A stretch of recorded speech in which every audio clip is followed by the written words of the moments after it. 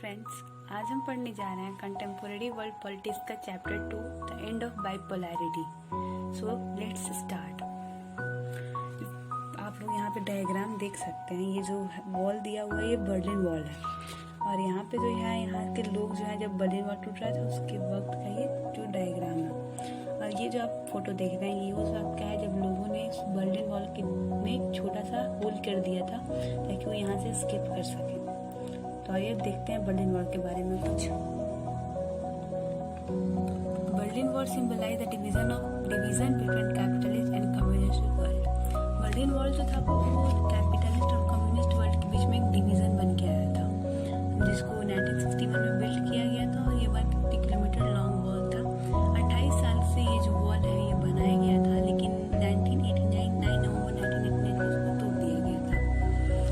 USSR कब existence में आया? जब सोशलिस्ट रिवॉल्यूशन हुआ 1917 में।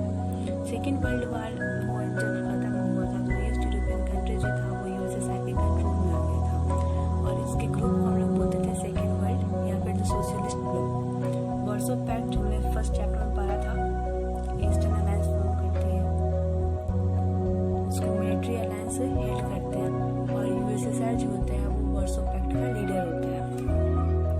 This stands for unique features of USSR। तो ये यूनिक फीचर्स यूएसएसआर का कॉम्प्लेक्स कम्युनिकेशंस था। वहाँ पे कम्युनिकेशंस की सुविधा थी। Worst energy resources including oil, iron and steel. Energy resources बहुत अच्छे से अवेलेबल थे, ऑयल, आयरन और स्टील। ट्रांसपोर्ट सेक्टर था जहाँ की रिमोट एरिया से इंडस्ट्री तक वहाँ से कनेक्ट कर सकते थे। Domestic consumer industry means to car. Consumer industry था जो वहाँ पे मीन्स से लेकर घर तक सारी चीज़ें बनाई जाती थी। मिनिमम स्टैंडर्ड ऑफ लिविंग जो थी वो गवर्नमेंट प्रोवाइड करती थी सबको, जैसे health, education and welfare scheme.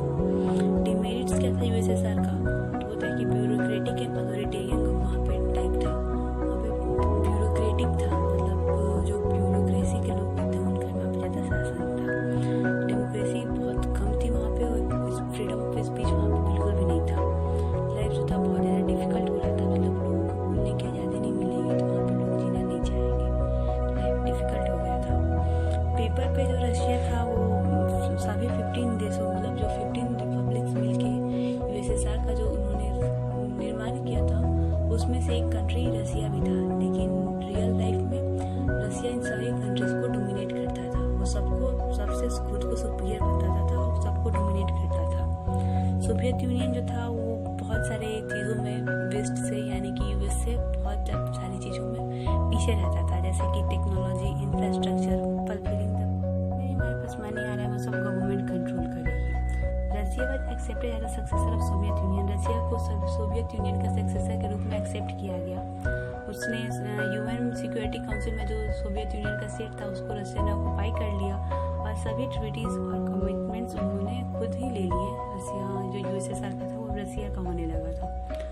Soviet collapse का जो यूनिक फीचर्स था देखते हैं कि क्या कारण था जो सोवियत कोलैप्स हुआ। Internal weakness of Soviet political and economic institution. Soviet का जो पॉलिटिकल और इकोनॉमिक इंस्टीट्यूशन था उसमें वीकनेस आने लगा था। अंदर ही अंदर लोग अब सोशल में, मतलब जैसे लोग अब जहाँ पे रह रहे हैं वहाँ से वो लोग उब जाने लगे थे। वो चाहते थे कि हम यहाँ से मुक्ति मिल जाए, हम यहाँ से भाग चलें। Economic stagnation and to led to consumer shortage. Economic वहाँ पे आर्थिक तंगी आ गई थी जिसकी वजह से कंज्यूमर शॉर्टेज होने लगे थे।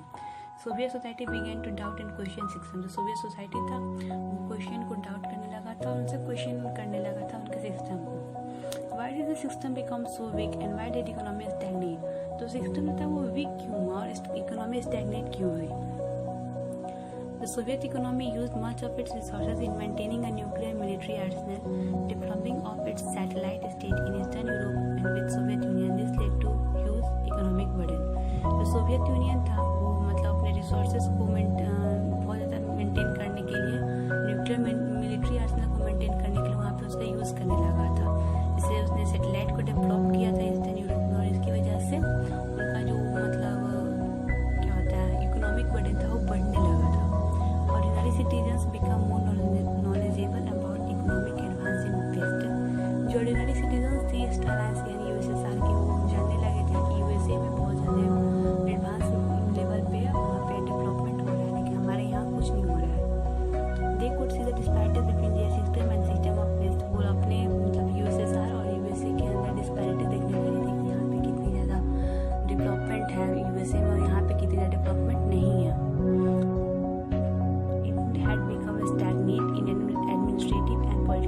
As well. और यहाँ का जो पॉलिटिकल सिस्टम था या फिर एडमिनिस्ट्रेटिव सिस्टम का था यूएसएसआर का, वो बहुत ज़्यादा मतलब तानाशाही वहाँ पे आ गया था। धीरे धीरे लोगों में तानाशाही आ रहा था, लेकिन वहाँ पे डेमोक्रेटाइज टाइप में गवर्नमेंट था यूएसए में। कम्युनिस्ट पार्टी 70 साल से रूल कर रही थी और वो पीपल के लिए अकाउंटेबल बिल्कुल भी नहीं थी। पीपल कुछ भी क्वेश्चन करते उसको अकाउंटेबल नहीं देती थी, उनको आंसर नहीं देती थी, उल्टा उन्हें कुछ भी काम में फंसा दिया करती थी। इसलिए वहाँ पे फ्रीडम ऑफ स्पीच को भी बैन कर दिया गया था। People were alienated by slow and stifling administration, rapid corruption, inability of system to correct mistake, unwillingness to allow openness. जो पीपल थे वो बहुत ज़्यादा मतलब घबराने लगे थे कि कितना यहाँ पे धीरे धीरे जो हमारा एडमिनिस्ट्रेशन सिस्टम है वो काम कर रहा है, करप्शन बहुत ज़्यादा बढ़ गया है, सिस्टम अपने मिस्टेक्स को करेक्ट नहीं कर रही है और ओपननेस बिल्कुल भी अलाउ नहीं कर रहा है। The rise of nationalism and desire of sovereignty with various republics including Russian, Baltic Republic, Ukraine, Georgia and other proved to be final and most immediate cause of disintegration of USSR. जब nationalism का rise होने लगा और sovereignty Dzire होने लगी बहुत सारी republics में, जैसे जॉर्जिया, यूक्रेन, रशिया, तो ये कारण थे इन लोगों का मतलब रिपब्लिक को सोवरेनिटी को डिजायर करना, ये बहुत इमीडिएट कॉज माना जाता है यूएसएसआर का डिसइंटीग्रेशन का। 3 kinds of enduring changes that resulted from collapse. 3 changes हुए थे जब सोवियत यूनियन कोलैप्स हुआ था। देखते हैं क्या चेंजेस थे। आइडियोलॉजिकल डिस्प्यूट अब खत्म हो गया था, कोई आइडियोलॉजिकल डिस्प्यूट नहीं था, कैपिटलिज्म बेटर है या कम्युनिज्म बेटर है। End of cold war left open only 2 possibilities as a remaining super power वो dominate and create a unipolar system. यहाँ पे बस 2 सिस्टम, अब 2 जो ऑप्शंस बस क्या थे कि या तो आप सुपर पावर खुद से डोमिनेट होके रहो या यूनिपोलर सिस्टम बना दो। और different countries become important player in international system, और डिफरेंट कंट्रीज भी इम्पोर्टेंट प्लेयर बन गए थे और उनको बना के इम्पोर्टेंट प्लेयर बना के एक मल्टीपोलर सिस्टम बना दिया, तो यूनिपोलर या मल्टीपोलर।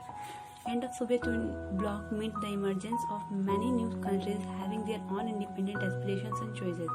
और सोवियत ब्लॉक का जो एंड था वो भी ये भी था कि बहुत सारे न्यू कंट्रीज जो है वो न्यू अब निर्माण हो रही है, तो उनको किसी भी अलायंस को बनना नहीं पड़ेगा कि हम यूएसएसआर के सपोर्टर हैं या यूएसए के सपोर्टर हैं। वे खुद एक इंडिपेंडेंट चॉइस और एस्पिरेशंस पे अपने रह सकते हैं। Model of transition authoritarian socialist republic system to a democratic capitalist system in Russia, Central Asia and East Europe was influenced by World Bank and IMF came to be known as shock therapy.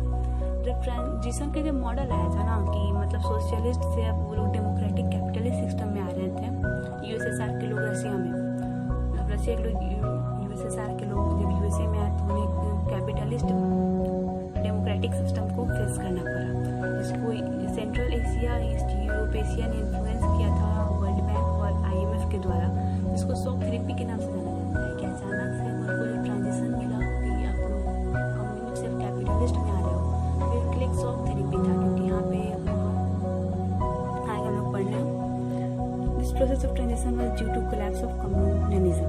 और ये जो shock therapy का जो transition था वो सब नहीं था कि क्या होता है वो कोलैप्स हो गया था, कम्युनलिज्म कोलैप्स हुआ था, इसकी वजह से उन्हें कैपिटलिज्म में रहना पड़ा था और ये एक शॉक थेरेपी का मुख्य रीजन हो गया था। Development was night image to more trade, the sudden and complete switch to free trade was considered essential. Development को मोर ट्रेड के द्वारा इमेजिन किया जाने लगा और एक फ्री ट्रेड में एक सडन स्विच होना, मतलब अचानक से फ्री ट्रेड का बनना बहुत ज़्यादा इसेंशियल होने लगा। Free tradism and foreign direct investment में मेन इंजन ऑफ चेंज। ये जो फ्री ट्रेडिज्म था और फॉरेन एफडीआई था वो मेन इंजन थे बदलाव का। Consequences of shock therapy, it brought ruin to economic and disaster upon people of entire region। People जो थे वहाँ के उनके ऊपर एक मतलब इकोनॉमिक से और डिजास्टर से बहुत ज़्यादा वहाँ के लार्ज स्टेट कंट्रोल करते थे, इंडस्ट्रियल कॉम्प्लेक्स को कोलैप्स होने लगा। 90% industries put up to for sale, और 90% इंडस्ट्रीज को ऐसे मतलब क्या बोलते हैं वो नीलामी के रूप में बेचा जाने लगा कम रेट में यूएसए में। This was called largest garage sale in history. अब इसको largest garage sale in history के रूप में जाना जाने लगा। Valuable industries were undervalued and sold at throw away prices, मतलब जो वैल्यूएबल इंडस्ट्रीज होते थे यूएसएसआर के उनको बहुत कम दाम पे बेचा जाने लगा। Value of rouble, the Russian currency decline dramatically. Value जो रूबल था रशियन करेंसी बहुत जल्दी मतलब डिक्लाइन होने लगा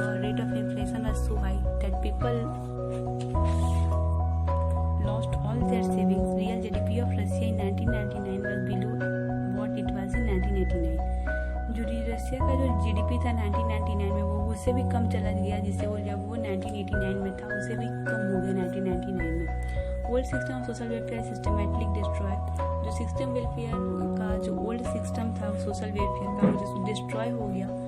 गवर्नमेंट का withdrawal subsidies put right section of people into poverty, government withdraw करने लगी, सब्सिडीज इनको नहीं मिल रहा था, तो इसलिए बहुत सारे जो लाइट सेक्शन पीपल का थे वो पॉवर्टी में जाने लगा। माफिया इमर्ज हो गया था उसी वक्त इन सारी कंट्रीज में इकोनॉमिक एक्टिविटीज को संभालने के लिए। रसिया had a strong executive president with the widest possible power that rendered elected parliament relatively weak. रसिया में एक स्ट्रॉन्ग एग्जीक्यूटिव प्रेसिडेंट भी आ गए थे। Russia reviving in 2010 year after their independence, reason for revival export of natural resource. Russia revive करने लगा 2000 में, 10 साल अपने इंडिपेंडेंस के 10 सालों के बाद रसिया रिवाइव करना शुरू किया 2000 में। और उनका रीज़न क्या था रिवाइवल का, कि वो नेचुरल रिसोर्सेज को एक्सपोर्ट कर सकें। नेचुरल रिसोर्सेज बहुत ज़्यादा क्वांटिटी में अवेलेबल थे तो वो इसको एक्सपोर्ट कर सकें। In Russia two republic Chechnya and Dagestan have had violent secession movement. Chechnya और जो डांगस्तान थे रसिया में रिपब्लिक्स, उनकी बीच में बहुत सारे वायलेंट्स भी, सेसेशनिस्ट मूवमेंट भी हो रहे थे। In Central Asia Tajikistan witness a civil war till 2001। Central Asia में जो ताजिकिस्तान था उसने सिविल वॉर फेस किया था 2001 तक। Most civil conflict took place in Balkan republic of Yugoslavia. सबसे बड़ा जो कॉन्फ्लिक्ट था वो बाल्कन रिपब्लिक में था यूगोस्लाविया के। 1991 में ये it broke apart with several provinces like Croatia, Slovenia, Bosnia Herzegovina declaring independence. अब जो यूएसएसआर में जो पूरा इंटीग्रेशन नहीं लगा ना, तो छोटे छोटे जो उसके जो मतलब बहुत सारे 15 रिपब्लिक्स का जो ग्रुप था वो यूएसएसआर कहलाता था। तब धीरे धीरे जितने भी ग्रुप थे वो सब हटने लगे। 1991 के बाद जो उसके जो यूगोस्लाविया बच गया था उसका भी पार्ट होने लगा। यूगोस्लाविया भी बहुत सारे पार्ट्स में डिवाइड हो गया था। India has maintain good relation with all post communist countries but stronger relation are those between Russia and India.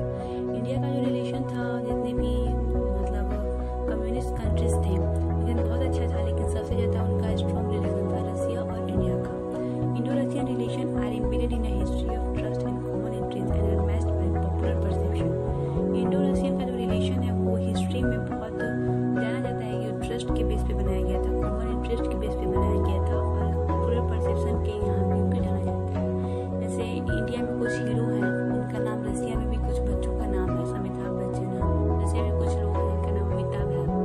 वैसे ही रसिया में इंडिया में भी रसिया के जो रूल्स उसको फॉलो किया जाता है। More than 80 bilateral agreements have been signed between India and Russia as part of Indo-Russian Strategic Agreement of 2001। 18 agreement sign हुआ है रसिया और इंडिया के बीच में इंडो रशियन स्ट्रेटेजिक एग्रीमेंट के तौर पे 2001 में। India benefit from its relationship with Russia issue like Kashmir, energy supply, sharing information, international terrorism, access to central Asian, balancing its relation with China. तो इंडिया को रसिया से relationship में ये फायदा हुआ कि वो कश्मीर के इशू पे उसने इंडिया की मदद की। एनर्जी सप्लाई में रशिया इंडिया की हमेशा मदद करता है, इंफॉर्मेशन शेयर करता है इंटरनेशनल टेररिज्म का, और सेंट्रल एशिया बैलेंस करता है चाइना और उसके एरिया को। Russia benefit from this relationship as India is the second largest arm market for Russia. It is an oil importing nation. Russia repeatedly come to the assistance of India during its oil crisis. और Russia को इससे ये फायदा होता था कि India एक बहुत बड़ा आम मार्केट है, रसिया के लिए बहुत बड़ा आम मार्केट है क्योंकि सेकेंड लार्जेस्ट है वर्ल्ड में, तो आम मार्केट है। और इंडिया जो था ऑयल इम्पोर्टिंग नेशन था, मतलब यहाँ पे ऑयल ज़्यादा इंपोर्ट किया जाता है। तो रसिया में जब भी ऑयल क्राइसिस आता है वो इंडिया से अपनी मदद लेने के लिए आ जाता है। तो यहाँ हमारा चैप्टर कंप्लीट होता है। आप बुक पर पढ़ लीजिएगा जैसे मैं आपको बताती हूँ। Okay, thank you, have a good day.